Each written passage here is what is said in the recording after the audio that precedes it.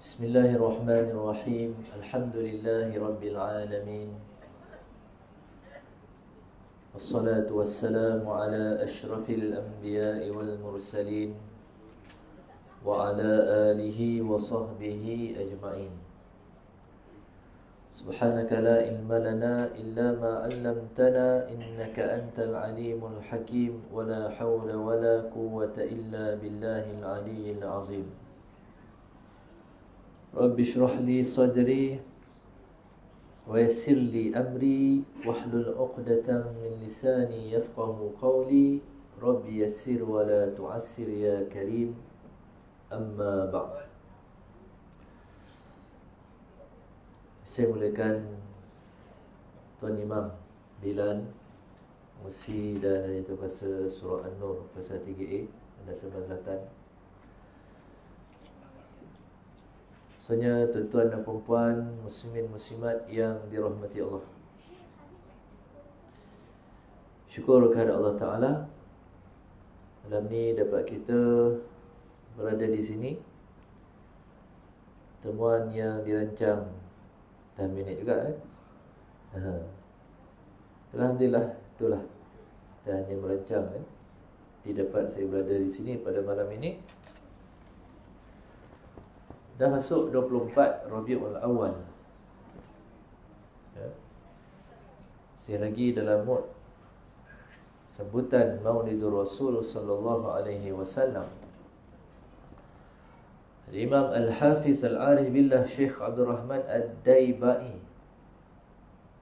kitab maulid yang terkenal, Maulid Ad-Daibai, biasa kita gunakan kitab. Beliau menyebutkan dalam kitab itu ya, fahtazzal arsyu taraban wastibsharan wazdadal kursiyyu haibatan wa waqaran wamtala'atis samawati anwaran wa dajjatil malaikatu tahlilan wa tamjidan wastighfaran. Maksudnya, lalu bergoncanglah arasy kerana suka dan gembira, kursi bertambah wibawa dan mulia, 7 petala langit penuh dengan cahaya, bergemuruh suara malaikat dengan tahlil, tamjid dan istighfar. Baik, arash, kursi, 7 lapis langit, para malaikat, ini semua makhluk-makhluk Allah yang besar, yang mulia di sisi Allah Ta'ala, makhluk yang agung ni kan. Nabi SAW suruh kita kalau minta syurga Firdaus ya, syurga yang paling tinggi. Atas daripada Firdaus tu arash Allah. Okay, ini makhluk yang mulia disebutkan dalam kitab Maulid Dibai ini. Mereka bergembira menyambut kelahiran Rasulullah sallallahu alaihi wasallam di alam atas, di alam langit sana terlebih dahulu. Kemudian barulah kita ni di alam yang bawah ni, yang berada di bumi ni, kita menyambut kelahiran yang agung tersebut. Alhamdulillah ya. Secara mutlaknya makhluk yang paling agung yang dicipta oleh Allah Subhanahu Wa Taala adalah baginda Nabi sallallahu alaihi wasallam. Itulah makhluk yang paling mulia. Sayyidina Abu Qatadah Al-Ansari, dia riwayatkan bahawa Rasulullah SAW pernah ditanya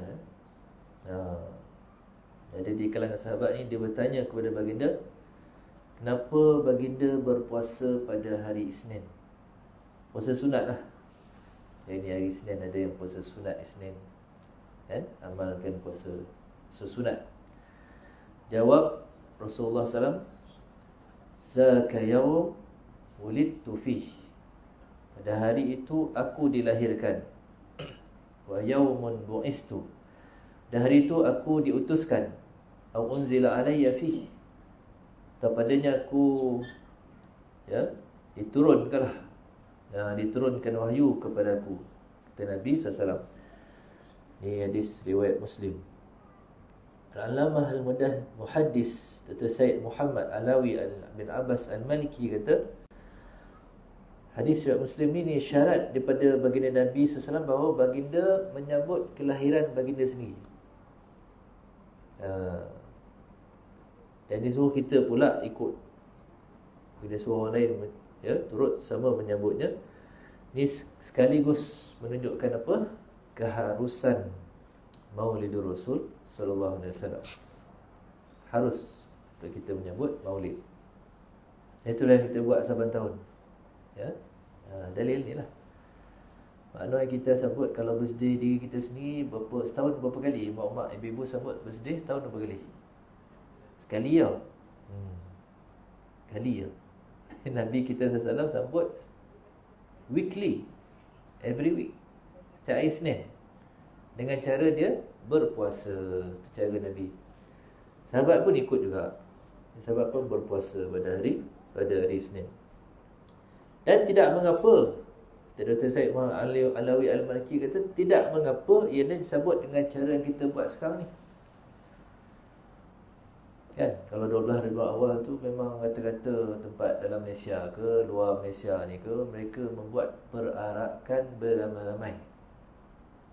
Susun ada elok, berbaris, ada grup dia. Dia buat pertandingan pula. Ambil markah siapa kumpulan yang terbaik dalam barisan, dalam kumpulan. Sambil tu dia keliling taman, keliling kampung. Dia buat kat padang, dia buat kat stadium. Ikutlah. Kerajaan ke, bukan kerajaan ke, sekolah, masjid, surau dan sebagainya. Mereka buat sambutan ni. Selawat pula beramai-ramai. Sorak-sorak sampai habis, hilang suruh. Kan? Tu ada pula buat bacaan kitab-kitab Maulid. Mengalunkan pula qasidah, puji-pujian kepada Rasulullah SAW, madaih, puji-pujian kepada baginda Nabi SAW. Ada buat tazkirah, ada buat ceramah, ada buat forum, ada buat khatam Al-Quran. Satu kumpulan grup cikgu-cikgu pencen ni, pengetua wilayah. Kan? Selalu dia buat khatam Al-Quran setiap tahun. Kali ini dia buat bersempena dengan Maulid. Tapi tempat yang dia buat tu lain daripada lain. Dia buat sambutan ni dekat restoran Rebung. Mana kan restoran Rebung? Jalan Tamlin, Kuala Lumpur, sebelah Bukit Aman. Cik Ismail, orang kita lah tu kan. Okay? Kata macam mana nak baca Quran kat sini? Lepas ada dewan dia. Dewan dia boleh muat satu orang. Ada dua dewan, mana boleh muat 200. Kalau ramai kan 200. Dahsyat. Itulah inovasi yang dia buat. Dan cara dia nak tarik grup-grup pencen yang dah veteran ni, 60, 70, 80 tahun kan. Lah orang kita ni kan suka makan. Selalunya buat dekat sebuah masjid. Kehadiran tu ramai juga, tapi belum lagi mencapai jumlah yang maksimum yang dia nak lah. Kali ni buat kat restoran, kat 100 orang datang. Kalau pakai masjid surau ada 50-60 orang. Ramai juga lah 50-60. Kalau kat 100 banyak orang kita ni minat, suka dia makan kan. Buatlah majlis kat restoran, saranan saya, supaya ramai yang datang. Okey, baik. Dia buat tahlil perdana. Lepas tu khatam Al-Quran, doa, tu makan. Okey, baik. Itu yang kita buat zaman sekarang ni.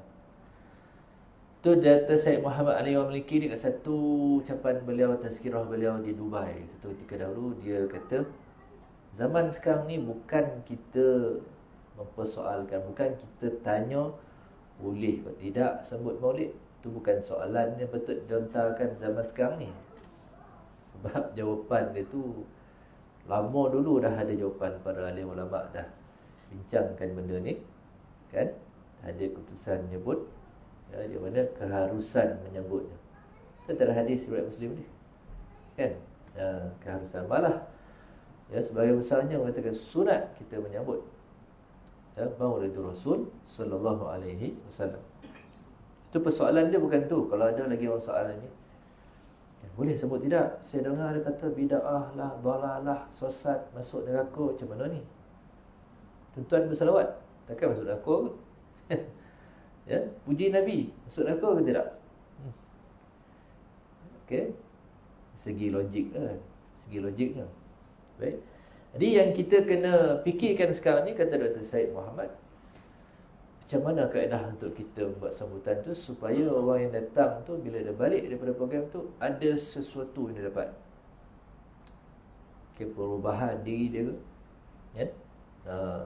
Mungkin itu kadang-kadang turning point seseorang bila dia ceritakan tentang kisah sejarah Rasulullah SAW antaranya. Okay? Walaupun semua yang kita buat tu, apa tujuan dia? Tujuan dia satu lah. Tujuan yang sama. Tujuannya untuk kita bergembira dan bersyukur atas kelahiran makhluk yang paling agung, iaitu Nabi kita SAW yang membawa rahmat ke sekalian alam. Tujuannya tujuan yang sama. Okey, jadi tidak ada salah. Buatlah macam mana kaedah pun. Kalau kat sekolah kan, buat cara dengan budak sekolah, senang ya. Cerita bagi soalan. Kan? Sebelum cerita tu dah suruh dah adik-adik semua standby ya, salin. Ingat. Nanti saya bagi soalan ni saya tanya. Kan? Saya tanya soalan. Saya suruh cikgu sediakan hadiah. Jangan lupa sediakan hadiah. Budak zaman sekarang ni dia hadiah pen dengan pensel tu tak pandang dah. pen ke bahan. Dia pun boleh beli kan dekat koperasi tu. Di sekolah tu dia sediakan coklat Cadbury tuan-tuan. Banyak lah tu, empek. Seorang dapat empek. Dapat satu jawab soalan. Oh, saya sediakan 30 hadiah. Bawa-bawa dah budak sekolah ni jawab. Sekolah tengah. Siapakah nama ibu Nabi kita SAW? Saya. Apa jawapan dah? Sayyidatina Khadijah binti Khuwailid, la ilaha illallah. Semangat confident tu bagus dah. Siapa nak tolong adik ni jawab saya. Siapa Nabi Nabi? Aisyah radhiyallahu anha, astagfirullahalazim. Siapa lagi nak tolong? Yang ketiga Aminah binti Wahab. Barulah betul dia. Lama tinggal lagi kan. Ilmu ni macam tu lah tuan-tuan. Lama tinggal lupa. Kan? Tu perlu diulang.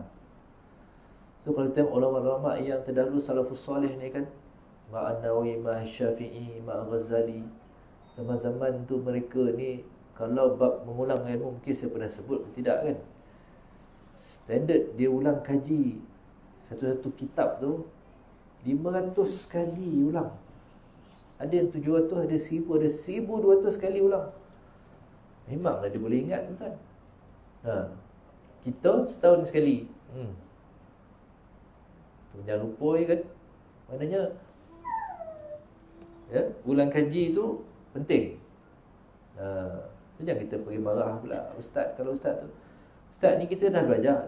Kau tanya dapat tak? Senyap. Sebab tak ada ulang kaji. Kan? Itu penting.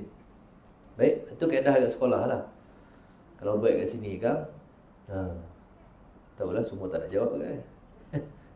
Dia tahulah kalau ibu-ibu ayah sekarang suka coklat kan, kalau sedia coklat kan, bagi soalan. Berapakah jumlah ayat di dalam Al-Quran? Kau jap sekio jap. Mau nak tunggu kan? Apakah jumlah perkataan dalam Al-Quran? Tak ada dah. Juzuk dalam Al-Quran 30 juzuk. Kan? Ya. Contoh je lah. Baik. Siapakah ibu susuan Nabi? Sebutkan 2 nama. Macam-macam jawapan dah keluar kan? Ya. Okey. Itu dia. Jadi Imam Suyuti juga menyebut dalam kitab Al-Hawi lil Fatawi, diceritakan tentang orang yang mula-mula, ya, orang yang mula-mula menyambut maulid ni secara besar-besaran, kata grandnya.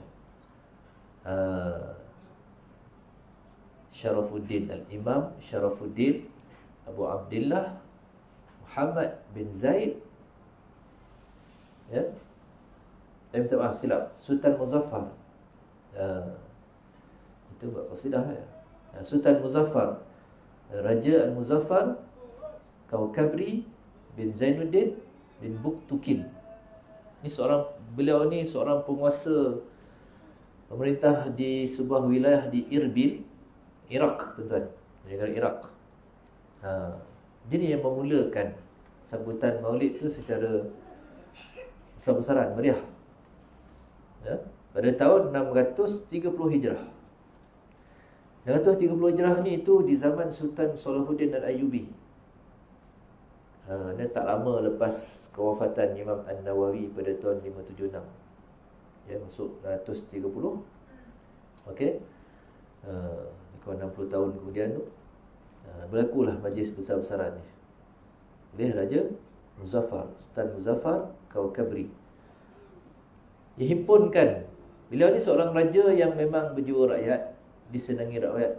Banyak jasa-jasa dia sepanjang dia memerintah. Memang rakyat jelata sukalah dekat raja ni. Dan dia kumpulkan sekalian rakyat jelata dan diundang juga, dipanggil juga para alim ulama dalam semua bidang. Kisahlah ulama fiqah ke, ulama hadis ke, ulama tafsir, ulama bahasa, segala ulama panggil. Dan dalam majlis tersebut, raja ni menjamu sekalian yang hadir itu dengan ribuan kambing dan juga unta dalam majlis. Dahsyat. Ada ribuan kambing tu kan. Ramai yang datang. Puluh ribu, mungkin 100 ribu. Ya. Ini memang tidak mustahil. Sebab kalau kita tengok hari ni pun, tahu di negara Mesir kan. Negara Mesir, saya pernah pergi sekali muktamar tahunan sempena Maulidur Rasul sallallahu alaihi wasallam, Tarekat Ahmadiyah, ya, Ad-Darawiyah. Mereka buat tempat yang jauh dan dara, turun ke bawah daripada kota Kairah, turun ke bawah jauh, 10 jam sampai. Tapi yang dijemput ni para ulama dari seluruh dunia, kisah daripada Eropah ke, negara Arab ke, daripada Asia ke, datang. Memang ramai tuan-tuan. Rasa waktu saya pergi tu tak kurang daripada 30,000 orang datang. Dan lagi bestnya, penginapan disediakan, rumah yang disediakan untuk orang datang ni, makan semua free. Berdolang-dolang kambing, lagi unta dan sebagainya. Makanlah sampai tak lagi nak makan. Itu penting umat Islam ni kaya. Waktu tu almarhum Syekh Amir Fad ni jadi memang jutawan, tuan-tuan. Jutawan tapi orang yang tasawuf, ahli tarikat. Kan, itu penting. Bila kaya diikat dengan agama, itu dah jadi. Tapi kalau kaya tapi tak tahu apa benda tentang agama, itu pergi berjudi, minum arak dan sebagainya kan. Pentingnya agama dalam diri seseorang. Jadilah macam Syekh Amir Fad ni, kan, ketua tarikat pada waktu tersebut. Meninggal dah. Cepat saya jumpa dia, alhamdulillah. Hebat tuan-tuan. Ya. Bayangkan semua dia sponsor. Transport pun dia sponsor. Datang buat diri je. Free tuan-tuan. Kalau keluar duit dia banyak. Dia pula pelajar kan waktu tu kan. Hebat. Okey. Jadi sambutan oleh Raja Muzaffar ni memang besar-besaran. Ya. Ramai yang datang, itulah bermulanya. Sejak saat itu sampai ke hari ini kita pun menyambut, bukan di Malaysia saja, malah seluruh dunia ini menyambut Maulid Rasul sallallahu alaihi wasallam. Sebab tu para ulama membolehkan untuk sambutan ni dengan syarat ikut syariat. Jangan sampai kita buat sesuatu tu sampai membuatkan benda tu difitnah, dengan disebabkan kita agama ni terfitnah. Contoh sambutan yang tak ikut syariat. Dia buat pelarakan, bagi-bagi kumpulan. Okey lah kan. Salahnya bila berjalan berarak ramai ni, dia pergi campur lelaki perempuan bukan mahram. Boleh tak? Boleh. Dah siap betul-betul tampar pula sampai dia berarak, kalau selawat tak? Yang satu selawat lah. Dah bergurau pula dah. Kau ni bukan mahram ni. Haram jadah namanya kan. Itu yang boleh membuat rosak kan. Matlamat tujuan kita baik kan. Ya. Tujuan kita baik untuk memperingati junjungan Nabi SAW. Tiba dah jadi macam ni, kena jaga lah benda ni kan, kena jaga. Buatlah barisan lelaki depan, perempuan belakang. Kan senang. selamat dari fitnah dan sebagainya. Orang ni kalau dia nak cari kesalahan senang kan tuan. Kan? Kan? Sebelum subuh naik KTM, LRT, komuter, apa semua bagai MRT, pergi dekat KL Sentral semata nak menyambut Pak Rakan ni dekat tengah Kuala Lumpur.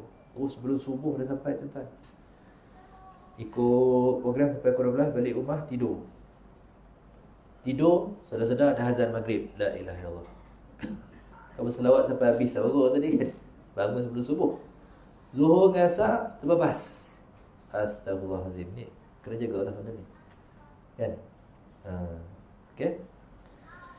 Jadi kalau dalil Al-Qurannya yang membolehkan kita menyambut ni, Allah Ta'ala rakamkan dalam Al-Quran. A'udzubillahi minasyaitonirrajim, surah Yunus ayat 58. Qul bifadlillahi wa birahmatihi fabidzalika falyafrahu wa khairum mimma yajma'un. Katakanlah dengan kurniaan Allah dan rahmatnya. Qul bifadlillah wa birahmatihi.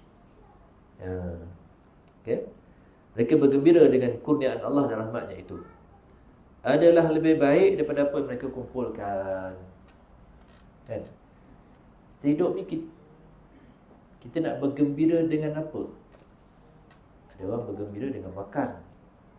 Dia buat makan, gembira kan? Ya? Ada orang buat macam-macam lah, aktiviti dan sebagainya. Ada orang pergi melancong, kan? Jadi kita bergembira dengan kita sambut Maulid Rasul. So itu yang lebih utama lah, kan?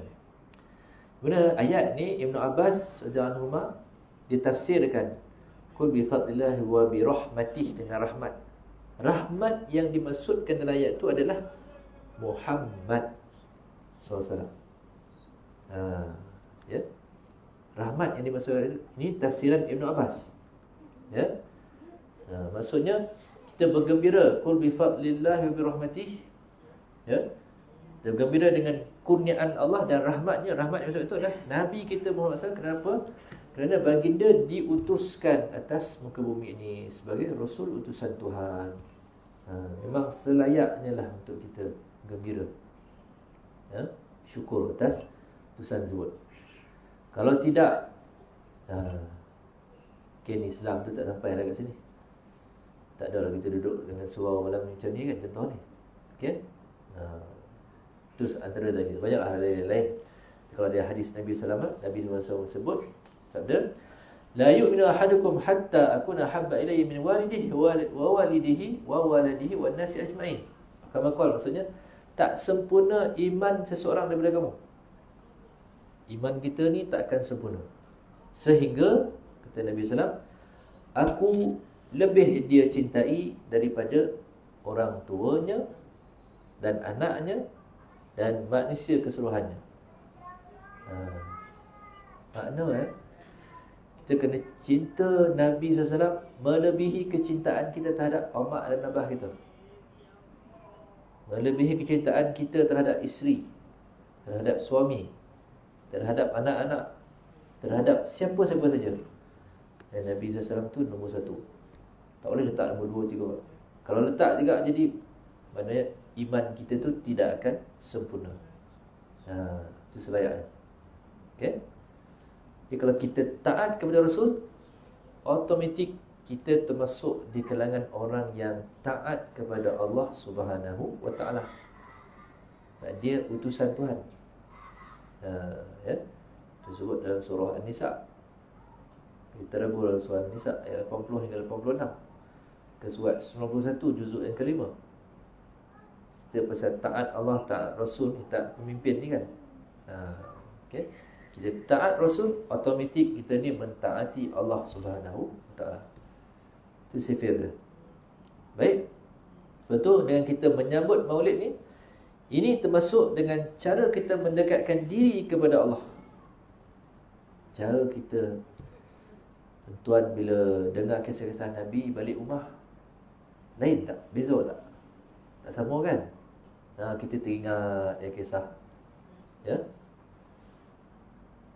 apa yang kita dapat dalam majlis tu kita akan teringat, kan? Contoh mungkin selama ni tak pernah belajar pun, tak pernah tahu pun pasal Nabi ni secara detail tu kan. Di dalam dia pergi majlis maulid tu cerita pula tentang fizikal Rasulullah sallallahu alaihi wasallam. Kulit dia putih kemerahan, mata dia bundar, bibir dia luas. Bibir luas ni menunjukkan orang itu petah apabila berbicara. Kepala dia besar, bukan besar kepala. Kepala besar ni matching dengan badan dia yang tegap. Badan dia tegap, tak ada barai macam saya ni dah. Saya dah mula nampak satu pack makan masa tuan maulid kari kepala kambing. Memang dengan gigi kambing dia hidang semalam. Sikit dia sunyo, tapi sedap, alhamdulillah. Kan? Tu susah bomok tadi kan. Hari-hari bagi makan. Nikmatlah. Tapi itulah Nabi SAW fizikal kan. Tapak tangan dia keras, tapak tangan dia halus. Mana satu ni? Ada riwayat sahabat kata tapak tangan Nabi keras, ada kata halus. Ni kontra ni. Dua-dua betul. Kan? Imam Bajuri kan, tu antara kelebihan beliau SAW, khususiat dia. Bila dia buat kerja-kerja yang berat ataupun pergi berperang, automatik tapak tangan ni dia jadi keras.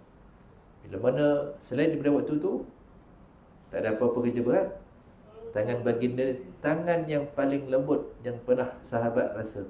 Ini sebut oleh Sayyidina Anas bin Malik radhiyallahu anhu. Anas bin Malik dia berkhidmat dengan Nabi SAW sejak umur 8 hingga 18 tahun. 10 tahun berkhidmat. Kadang orang tanya, dia tidur kat bagaimana rumah Nabi ni? Bagus kat soalan tu kan. Rumah Nabi kan kecil kan, kat Madinah tu kan. Rumah Nabi kita sewaktu di Mekah besar tu tuan. Sebab apa? Sebab isteri dia Khadijah binti Khuwailid ni memang hartawan, jutawan lah kata. Perempuan yang sangat kaya di kota Mekah. Hidup rumah Khadijah, besar rumah dia. Jadi bila berhijrah ke Madinah, punya kecil rumah tu kan, bila Nabi SAW kiam bangun sembahyang malam, kadang terpaksa tolak sikit Aisyah yang sedang tidur, menunjukkan sempitnya rumah tadi. Habis Anas balik mana dia duduk lah. Mana diam, tak kalau rumah lah. Anas bin Malik tak duduk serumah, tetapi dia ulang alik daripada rumah ibunya. Hari-hari dia ulang alik. 10 tahun berkhidmat dengan Rasulullah SAW. Dahsyatnya akhlak yang tunjukkan oleh baginda. Kita pernah cerita oleh Anas bin Malik radhiyallahu anhu, tak pernah sekali pun Nabi marah dia. Satu hal, malah tak pernah mempersoalkan. Perkataan kenapa tu tak pernah keluar. Kalau mak-mak kan, dia suruh anak, Along, tolong ulurkan mak tu mineral water dekat depan tu, bawa kat dapur dia. Okey mak. Okey dia tu, tunggu tak sampai 20 minit tak tiba. Budak ni kan, Long, yo, air dari mana? Kejap mak. Ni mak, apa lama warna nak sampai ni? Apa lambat? Kenapa lambat? Kan? Tak dengar ke? Tak dengar ke? Itu kan persoalan. Nabi SAW tak pernah tanya. Zuhur Anas buat sesuatu, mungkin Anas terlupa. Kau ialah budak 8 tahun, dah jadi dua tuan. Suruh buat apa kerja ni, tak buat. Nabi tak tanya, Anas, kenapa tak buat apa yang saya suruh? Tak pernah keluar soalan. Persoalan why itu tak pernah ada. Dahsyat tuan. Kita sehari dua boleh tahan lagi. Masuk hari ketiga, naik angin kita. Ya. Naik darah tinggi dibuat kalau perangai macam ni kan. Ya. Yang suruh tak buat ni. Itulah hebatnya sabarnya Rasulullah sallallahu alaihi wasallam. Baik. Syak dah? Belum kan? Sikit lagi. Baik. Jadi ya, para ulama seluruh dunia Islam berpendapat sambutan Maulid ni sesuai dengan ajaran Islam. Jadi dengan syarat itulah ikut syariat lah. Kan? Jangan sampai membuatkan sambutan itu disebabkan kita terfitnah. Malah ya, para ulama turut sama menyambut dan meraihkannya. Ini sesuai dengan sabdaan Nabi SAW. Ma ra'ahul muslimun hasanan fahuwa indallahi hasan, ma ra'ahul muslimun qabihan fahuwa indallahi qabihun. Maksudnya, apa-apa yang dilihat oleh orang Islam sebagai sesuatu amalan yang baik, maka ia adalah baik di sisi Allah. Dan apa-apa yang dilihat oleh orang Islam sebagai sesuatu yang keji, qabih, buruk kan, maka ia adalah keji di sisi Allah Subhanahu wa taala. Okey? Baik. Itulah macam-macam kaedah yang saya sebutkan di awal tadi kan. Semua tu untuk menambahkan lagi rasa cinta kita kepada Rasulullah SAW. Jadi fizikal daripada tak tahu jadi tahu kan. Badan Nabi macam tu, ya, tinggi dia tidaklah terlalu tinggi, tidak terlalu rendah, tapi lebih menghampiri kepada tinggi kan. Rambut dia pula, kalau rambut Nabi Musa alaihi salam tu kerinting, Nabi Musa yang diutuskan untuk berhadapan dengan Fir'aun kan. Nabi Isa alaihi salam rambut dia lurus, cari bonding lah. Dia bukan buat rebonding kat kedai kan, tapi memang Allah Ta'ala jadi dia. Nabi kita SAW combine dua kecantikan tadi, separuh lurus, separuh kerinting. Jadilah orang Melayu kata khabar ikan mayang, orang putih khabar curly hair. Cantik kan? Ya. Baik. Kan itu saja. Baginda juga orang yang berfashion orang dia. Tapi kita bukan lelaki-lelaki tuan. Hebat, perfect tu semua kat dia. Kan? Dan saya cerita ke budak sekolah, Nabi kita dia punya fashion ada 3 tau. Nak tahu tak? Nak tahu ke tidak? Nah, ustaz. Nombor 1 fashion nombor 1 namanya wow. Wow. Bukan WOW saya kata. Huruf wow. Kita nak ingat formula kan. Wow ni daripada fashion yang namanya wafrah. Wafrah tu rambut Nabi kalau ditarik depan ni panjang dia sampai cuping telinga. Yang kedua, lam saya kata. Limmah. Rambut belakang dia ni sampai pertengahan tengkuk. Fashion yang ketiga, jummah. Iaitu rambut baginda ni panjangnya sehingga mencecah kedua bahunya. Dalam peristiwa pembukaan Mekah tahun ke-8 Hijrah, tengok kan baginda dengan menaiki tunggangannya tu memakai baju besi, pakai topi besi, lilit seban warna hitam dekat kepala, rambut dia tu ditocangkan kepada 4, diikat kepada 4 dan sebut. Kan? Diikat macam mana cara ikat tu? Saya bayangkan tocang. Diikat 4. Bawa pedang. Yang masuk kota Mekah. Seram tak kalau tengok macam ni? Dengan warna hitamnya, dengan gagah, dengan tegapnya. Itu psikologi tu tak nama. Cuba kalau baik macam tu, dia bagi kuliah macam ni. Pakai warna hitam, sorban hitam, semua hitam. Kan? Takutlah tengok ustaz jangan panggil dia lagi lah. Kalau dia tampik kita nanti kan, berajat kita nanti kan. Itu psikologi Nabi SAW. Mana? Sebab apa warna hitam? Bukankah dalam banyak-banyak warna, warna putih yang terbaik? Betul? Kenapa bagi dia milih warna hitam? Itu pembukaan kota Mekah. Nak menunjukkan signifikan daripada pembukaan kota Mekah atau penaklukan Mekah oleh Nabi SAW dan para sahabat. Hitam ni menguasai warna-warna yang lain. Gitu jugalah Islam akan menguasai seluruh dunia. Ternyata betul. Rom Parsi pun jatuh.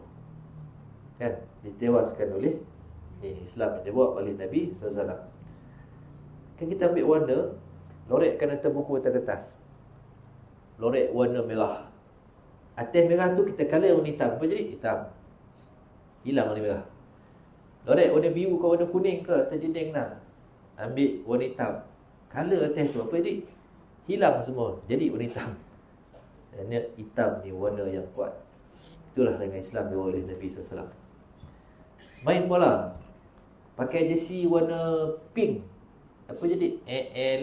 Pink jersey dia mesti lembut ni kan. Confirm lemah ni. Tapi kalau jersey warna hitam, macam New Zealand All Black rugby kan, tengok tu takut dengan badan yang tegapnya. Dia pula dia punya tarian haka, dia keluar lidah sebagainya kan. Maknanya dari segi psikologi tu, belum lawan dah menggigil lah musuh ni. Belum lawan kan. Dan itu psikologi penting. Okey. Baik. Dah azan dah. Tuan ke je? Azan. Azan. Okey, sila. Nanti beri laluan kepada Bilal azan.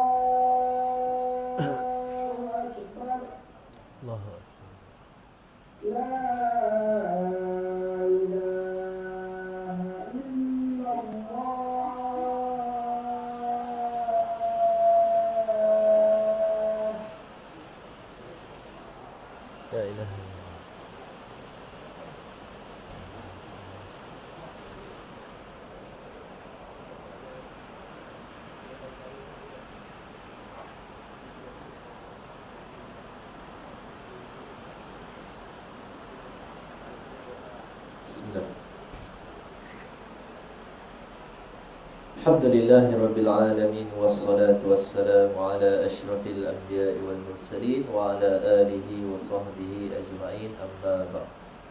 Baik, muslimin muslimat yang dirahmati Allah sekalian, itulah antaranya perkara yang berkait dengan diri insan yang mulia, yang teragung, yang dijadikan, ciptakan oleh Allah Subhanahu wa ta'ala yang perlu kita kenal lah, kan? Berpuluh tahun kita hidup dah. Dan kalau kita tak kenal baginda tu, macam mana kita nak dapat syafaat, kan? Syafaat di akhirat nanti, ya?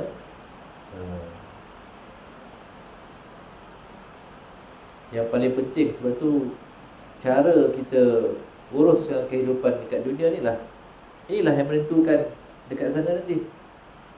Satu kena banyak buat benda-benda yang boleh menyelamatkan kita, tuan-tuan dan puan sekalian. Okay?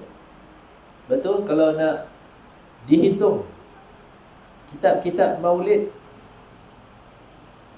qasidah-qasidah yang memuji Rasulullah SAW ini melebihi 100 buah kitab seluruh negara Islam, macam-macam. Okay?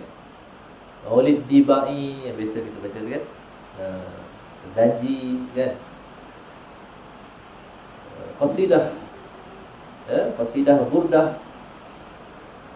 burdah oleh Imam Al-Busiri. Suara saya dengar kan? Ya. Alhamdulillah. Baik. Kita kuliah sampai hujan roti kan. Makin lobek dah kan. Alhamdulillah lah kan. Allahumma sayyiban nafi'ah. Bila datang jerebu tu kan, risau juga kan. Dia pula ada nilai lagi lah, paling tinggi bacaan lah. Bila hujan ni Alhamdulillah hilang balik ya? Hilang segala jerebu yang datang. Baik. Qasidah Burdah ataupun Burdah Al-Busiri ya? Nama asal kitab qasidah yang dikarang oleh Imam Busiri ni Al-Kawakib Ad-Durriyah fi Madhi Khair Al-Bariyah. Itu bintang-bintang yang bersinar dalam memuji insan yang terbaik. Panjang nama asal dia kan. Tapi senang ingat qasidah Busiri je lah. Ataupun qasidah Burdah. Burdah ni selendang. Okay? Qasidah selendang. Ataupun qasidah Mim. Mimiyah. Apalah qasidah Mim pula, antara nama dia lah. Mim ni sebab Al-Imam Al-Busiri ni dia mengarang qasidah puji-pujian kepada Nabi SAW ni. Dia akan pastikan setiap ujung bait syair dia tu mesti dimatikan. Ujung dia mesti berakhir dengan huruf Mim.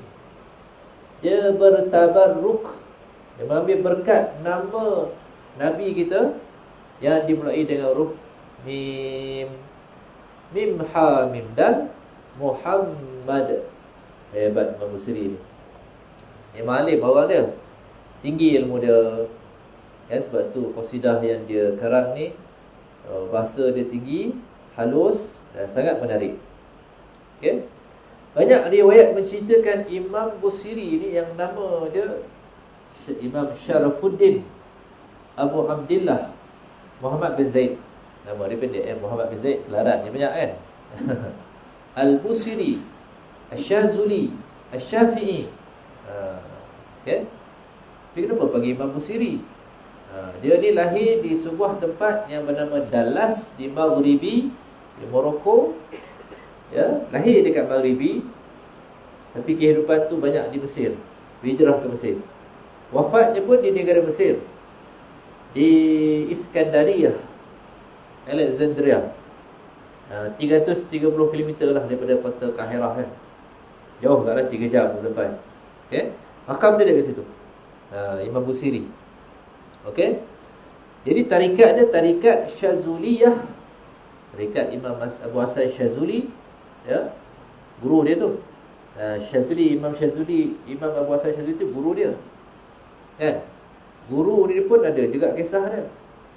Tak ada kisah yang saya ingat sampai kali ni, banyak cerita, tapi yang paling saya ingat ni kan kisah Imam Syazuli ni, Abu Hasan Syazuli ni, tokoh tarikat Syazuli yang hebat, wali Allah. Dia satu hari tu dia nak pergi bermusafir, kata saya pergi umrah ke kat Mekah. Daripada masjid tu dia berjalan dah dengan pembantu dia ataupun anak murid kanan dia. Jalan-jalan nak pergi bermusafir, kelengkapan semua dah bawa. Lalu dia pesan anak murid dia, bantu dia ni, jangan lupa bawa cangkul. Lah, pergi musafir bawa cangkul dia buat apa kan? Anak murid tak banyak cakap lah, dia ikut lah nasihat guru tadi, bawa. Jalan-jalan sampai satu tempat ni, jauh lah daripada Kahirah, selatan ke bawah ni kan, pada pasir luas ni. Wafat tuan guru ni tadi, meninggal. Bayangkan tengah padang pasir tu tuan-tuan, meninggal. Jadi anak murid dia, patutlah tuan guru ni suruh buat cangkul. Kalau tak ada, nak korek dengan apa tanah padang pasir tu tuan, takkan pakai tangan, berdarah-darah nanti kan. Keras tangan tu. Jadi anak murid dia uruskan, mandikan, kapan, semayang, tanam. Hebatnya Abu Hasan Syazuli ni, walaupun makam kubur dia tu tengah padang pasir, jauh daripada penempatan, jauh daripada manusia, tibanya Maulid Rasulullah SAW macam sekarang ni kan. Orang yang pergi muktamar dekat Dandara yang saya cerita tu kan, yang Mifat sponsor apa semua ni, Rata-rata dia mesti akan singgah dekat makam Abu Hasan Syazuli, singgah dekat makam dia, berdoa, mendoakan dia, mengambil keberkatan daripada dia. Tengok hebat. Kita kalau kubur kita tengah padang pasir tu, tak ada siapa datang kan. Kadang kubur kita belakang rumah pun tak ada orang jawab kan. Hebatnya Imam Tarekat Syazuliyah. Okey. Kalau saya buka peta Mesir kan, berjalan buka peta Mesir, ada ditulis makam Abu Hasan Syazuli. Dalam peta ada dia. Kan? Dalam peta ada dia punya tu. Hebat. Dia nak murid ni Imam Busiri tu. Dia Imam Busiri ni banyak riwayat menceritakan dia diuji oleh Allah Ta'ala dengan lumpuh satu badan. Lalu dia bermunajatlah kepada Allah Ta'ala, memuji Allah, berdoa, berselawat ke atas dengan Nabi SAW. Lalu dia bermula mengarang qasidah, nyatakan kerinduan dia kepada baginda. Tak pernah jumpa kan? Tak hidup sezaman dengan Nabi SAW. Okey, dimasukkanlah dalam qasidah. Qasidah beliau ni kehidupan ringkas Nabi Muhammad SAW, tentang kasih sayang, tentang mengawal hawa nafsu, ujian terhadap Al-Quran, peristiwa Al-Isra' wal Mi'raj, jihad, tawassul dan macam-macam lagi lah. Dia karang-karang tertidur dia kan, lalap. Dalam tidur tu bermimpi. Mimpi apa? Mimpi jumpa Nabi SAW. Kita dalam kuliah pun boleh tidur kan, hujan sejuk jadi kan. Ada tak lalap kan? Mimpi ke tidak? Apa mimpi tu? Mimpi makan masalah mak cilepi. Kalau kita kan. Tapi Imam Busiri mimpi dia bertemu dengan Rasulullah SAW. Lalu dia pun ambil kesempatan tu, dia bacakan syair yang memuji baginda ni dalam mimpi tersebut. Baca setiap baris syair yang sedang dia karang ni. Sampailah kepada satu baris, fama balaghul ilmi annahu basharun, kata Imam Busiri. Ya. Dia baca sampai situ, maka kemuncak ilmu mengenal bahawa baginda adalah basyarun, manusia. Terdiam. Dia no idea. Takat tu je. Tak tahu dah sama apa dah. Apa jadi tuan? Nabi SAW sambungkan. Nabi kata, katakanlah wa annahu khairu khalqillahi kullihimi. Tengok, Nabi SAW tolong sambung syair itu kan. Dan hujung syair itu, Nabi sambungan tersebut pun dimatikan, berakhir dengan huruf mim, bagi meraihkan kaedah yang Imam Busiri gunakan. Setiap ujung tu mesti diakhiri dengan huruf mim. Macam kita lah, syair ke, pantun, seloka, puisi, gurindam dan sebagainya kan. Dan kalau ujung tu rima tu sama je kan, menarik, cantik. Ya. Pulau Pandan jauh ke tengah kan. Gunung Daik bercabang 3. Betul apa? Hancur badan di kandung tanah kan. Kan, tengah. Ya, hancur badan di tanah. Kan sama kan. Budi yang baik dibalas juga. Kan sama kan, sedap bunyi dia. Dia macam itulah. Nabi SAW yang tolong sambungkan. Wa annahu khairu khalqillahi kullihim. Dan bagindalah sebaik-baik makhluk Allah keseluruhan. Jangan main kan. Nabi tolong lengkapkan baris tu. Imam Busiri start ni tak tahu nak sambung apa ni kan. Yelah, bukan mudah tuan. Kita nak cipta pantun pun bukan mudah kan. Ya. Baik. Dia bila terjaga daripada mimpi tersebut, lalu disambung dia punya qasidah tu dengan memasukkan ayat yang Nabi bantu dalam mimpi tersebut. Okey? Kisah dia. Lalu dia sambung balik, bila dah bangun tadi, sambung balik buat lagi. Syekhul Islam Syekh Zakaria Al-Ansari. Syekh Zakaria Al-Ansari ada sebut dalam kitab dia Az-Zubdah Ar-Ra'iqah, diceritakan pasal kisah Imam Busiri ni. Dia kata bila mana Imam Busiri selesai mengarang qasidah tersebut, 160 bait syair. Banyak tuan. 160 ni kalau kita baca lah kan, ikut lagu dia sebenarnya kan, sejam pun habis. Kalau nak buat surau ni sebut bacaan qasidah burdah Imam Busiri. Baca lah. Panggil mana-mana kumpulan marhaban ke apa kan, baca qasidah. Latih 60 bait. Sejam lebih lah. Kan? Okay? Baik. Syekh Zakaria Al-Ansari disebut, dia kata bila dah selesai tamat mengarang qasidah ni, sekali lagi kesekian kali Imam Busiri ni tertidur, sekali lagi mimpi, kan? Dalam mimpi itu datang Nabi SAW. Nabi SAW mengusap muka Imam Busiri dengan tangan baginda yang mulia, dan dia ambil selendang berwarna hijau kepunyaan Nabi SAW dipakaikan kepada Imam Busiri. Ya, hujan benda berhenti kena berhenti kan? Kita tahu lah kan, ilo ustaz ni kan? Ya. Sebab tu nama qasidah dia disebut qasidah burdah. Burdah selendang, sebagai kisah yang berlaku dalam mimpi itulah. Nabi pakai selendang warna hijau dekat dia, kan? Ataupun nama lain dia qasidah mim tadi, sebab ujung tu akhir dengan huruf mim. Ataupun qasidah bur'ah, qasidah penyembuh. Sebab apa? Bila dah selesai tadi, dia terjaga daripada mimpi dia, bangun tidur, dia mendapati dirinya telah sembuh sepenuhnya daripada sakit apa ni? Lumpuh. Lumpuh yang Allah Ta'ala uji ni. Sebab dia mencintai Nabi SAW tadi kan, Allah Ta'ala sembuhkan dia. Begitulah kita tuan-tuan, ya, banyakkan berselawat, minta apa-apa saja hajat kita kepada Nabi SAW, ya. Kalau susah, kalau kita berada dalam kesulitan antaranya kan, bacalah hasbunallah wa ni'mal wakil. Hasbunallah wa ni'mal wakil. Itu antara yang Nabi amalkan. Ya, banyak lagi lah doa lain tu yang belajar kan. Ya, hasbunallah wa ni'mal wakil ya. Rupanya disebut, saya tak ingat kitab mana yang disebut. Pernahlah saya belajar dulu. Nabi Ibrahim AS, sebelum baginda diumbankan dalam api yang marak menyala tu kan, untuk bakar dia hidup kan, antara doa Nabi Ibrahim ni dia hasbunallah wa ni'mal wakil. Ya, hasbunallah wa ni'mal wakil. Akhirnya dia diselamatkan oleh Allah Ta'ala. Dan kita berada dalam situasi tersepit, tak tahu dia minta tolong siapa ni kan, ya. Ataupun ya hayyu ya qayyum bi rahmatika astaghis. Ya hayyu ya qayyum bi rahmatika astaghis. Ya.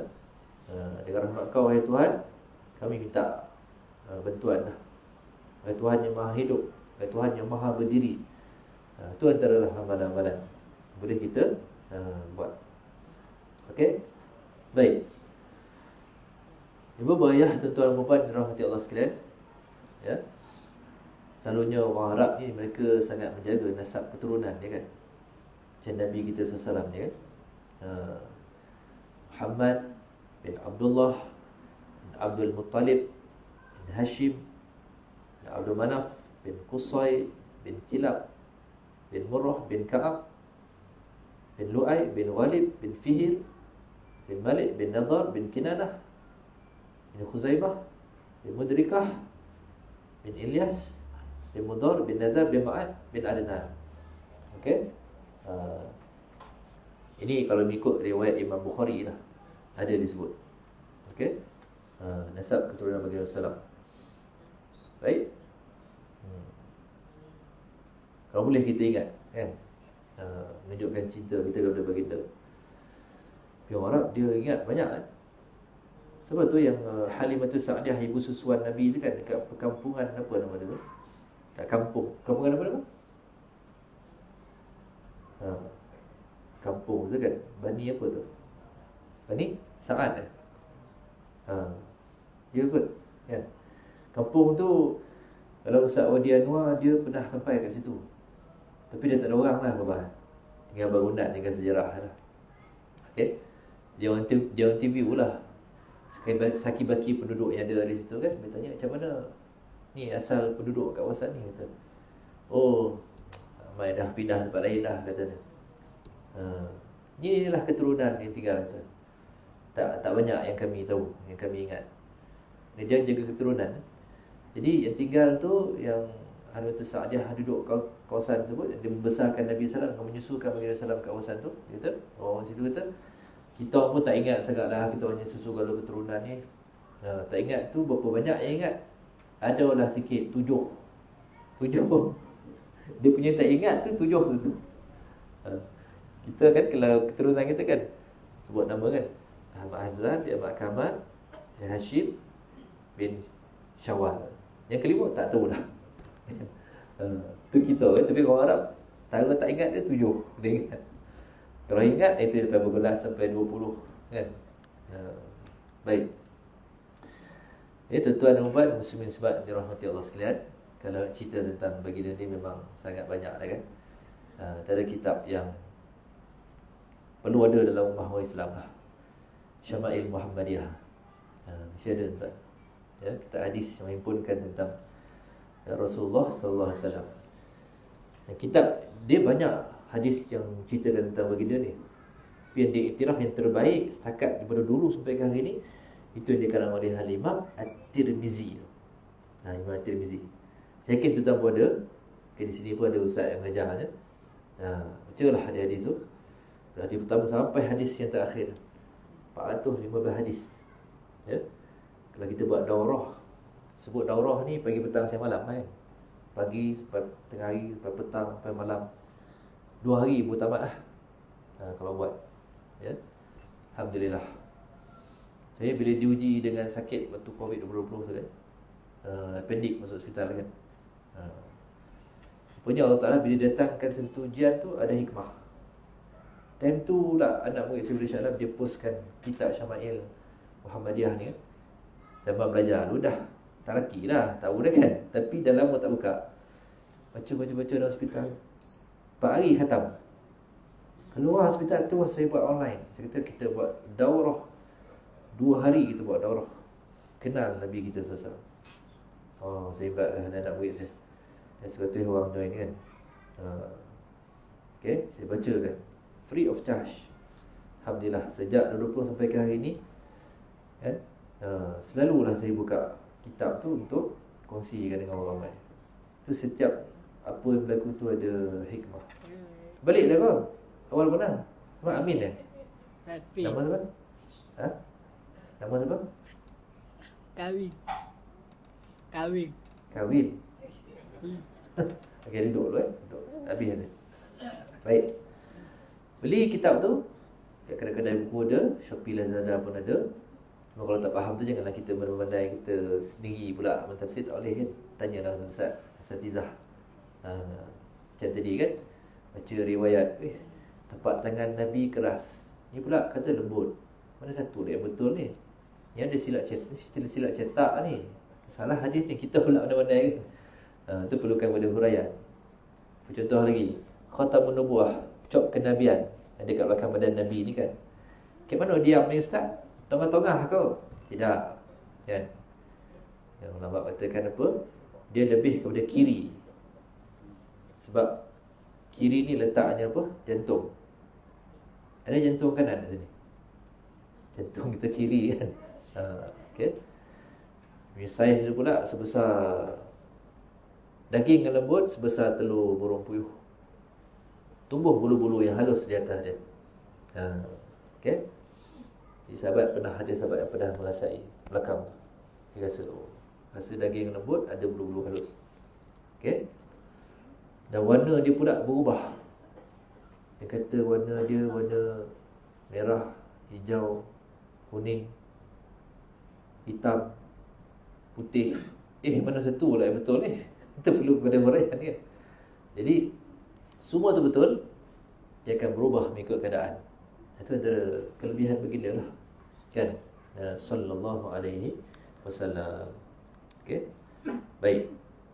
Dia perlu dibaca dengan keluarga kita supaya datang rasa cinta terhadap Rasulullah sallallahu alaihi wasallam yang akhirnya akan memberi syafaat buat kita di akhirat nanti.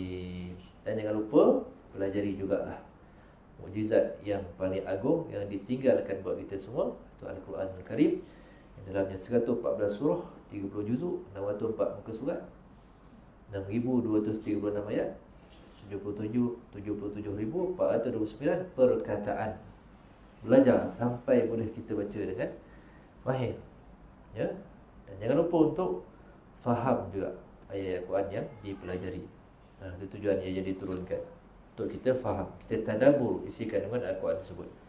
Itu sajalah untuk pertemuan pada malam ini. Mudah-mudahan ya ada manfaatnya buat kita semua. Kita tangguhkan dengan kafaratul majlis dan surah Al-As.